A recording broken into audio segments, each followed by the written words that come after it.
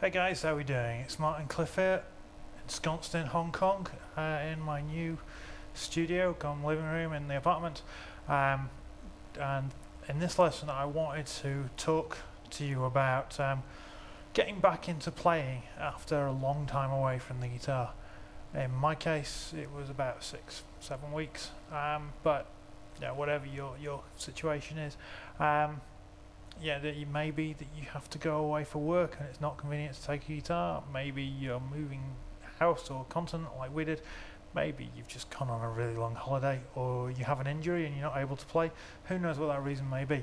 But as anyone who's done that will know, it takes a while to get your fingers and your hands back in sync and back used to playing. So what I wanted to do today is just talk a little bit about some of the things that I've done to get back in shape as I've moved continent. And I think that there's all sorts of things to think about here. You've got your right hand and your left hand techniques, and what I'm going to talk about some basic skills that everyone should have anyway as a guitar player, but just that will really help get your fingers on track. Now let's go with the most basic, the blues scale, the pentatonic scale, and it's just something that's worth practicing just to get all your fingers, not your middle finger because you don't use it, but all your other fingers just in use. Just practice going.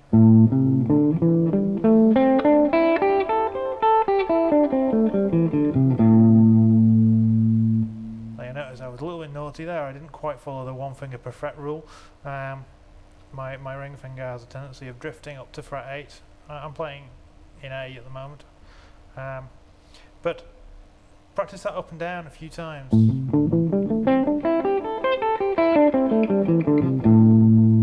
Try all alternate picking and then all down picking.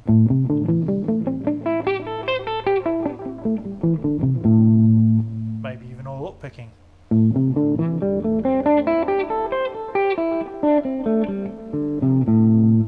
little bit more tricky, that one.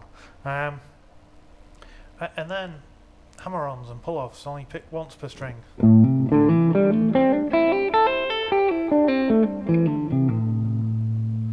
Now let's look at 3 fingers per string. So this time we're having to break out slightly from the 1 finger per fret rule just because we need to stretch further, and let's look at the major scale. Now it may be that you've learnt the major scale just as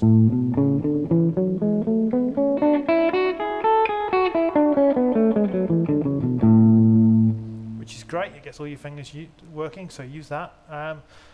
But I find a more flexible way of playing the major scale is to use 3 notes per string, which then brings you to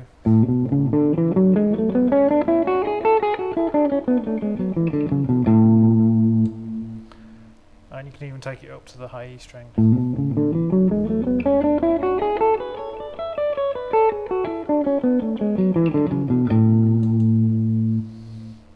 In that case, I'm alternate picking. I may be economy picking. I wasn't paying attention to my right hand picking technique too much. It's more a case of getting my left hand moving around and moving a little bit up the neck rather than just staying in one position all the time.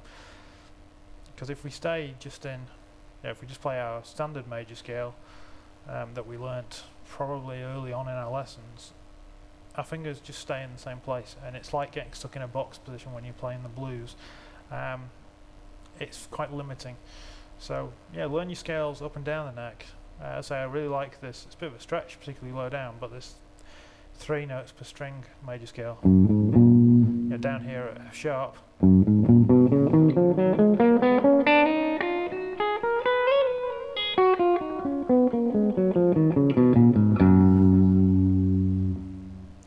It's partly as well just getting your brain in gear when you're playing these things, particularly if it's been a while.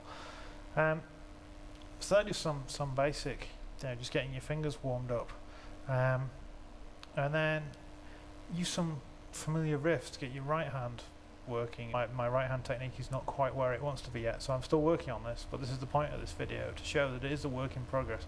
You're not suddenly going to find yourself able to play the guitar like you could after you'd practiced hours and hours, months and months and months after a 6-week break.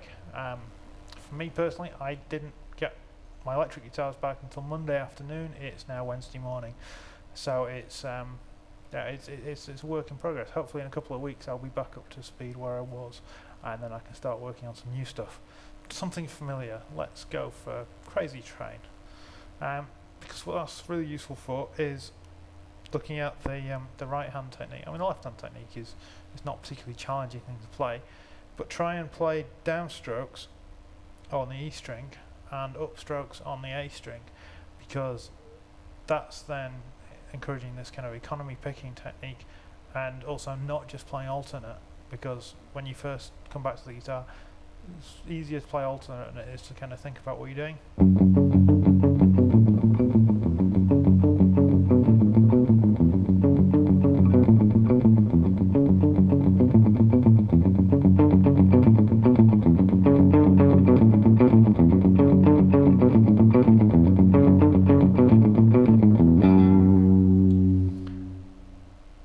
And as with all of these kind of exercises, start slow, start as slow as you need to. If you have to play it as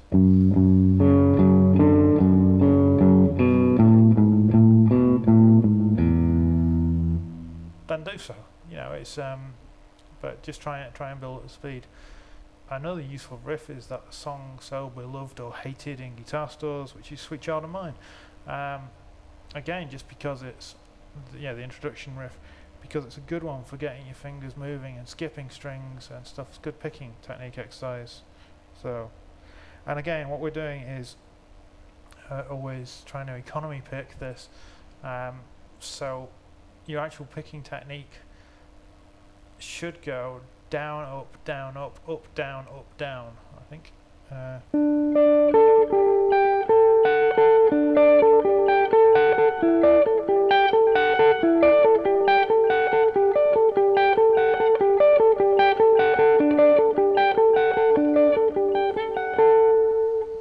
So yeah, it's a really simple thing to do. Every kid learns how to do it when they're 14, but it's another good exercise. And if you don't want to annoy people, just turn your volume down and just play it to yourself, because again, we're just looking at ways of getting ourselves comfortable on the guitar.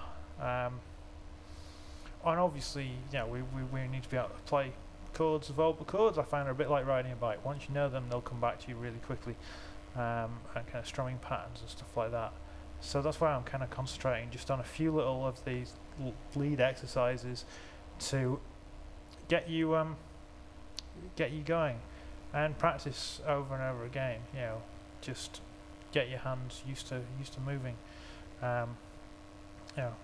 Also look at little trill exercises to get your left hand going. So just play one note. Let's play on the G string.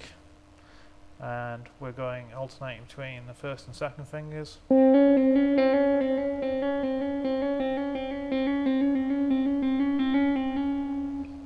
Now between the first and third fingers.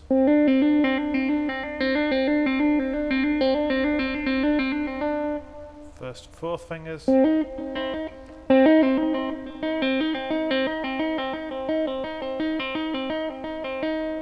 It's a little bit tricky. Second and third fingers.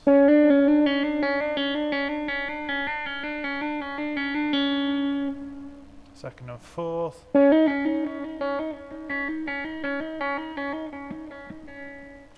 And third and fourth.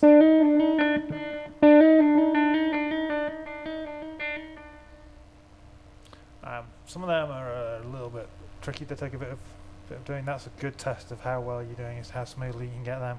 And I really recommend, even if you're a metal player, for these kind of exercises, getting your hands back in shape, turn your gain down. I'm playing really quite a low gain sort of setting. That's the kind of tone I use a lot. But the reason why is because you're not then letting the gain and the compression from your overdrive do the work for you. You're actually making your fingers work, and that's really important. So if you're in my situation, or you find yourself in this in the future, look this video up again. I hope that the little exercises here have been of use to you. There's going to be more guitar lesson type videos coming this way from this channel over the next few months. I'm going to try and get them done as regularly as possible. So please do click the subscribe button, which should be below down there, I think. And Until next time, take care guys, and I will see you soon. Keep practicing.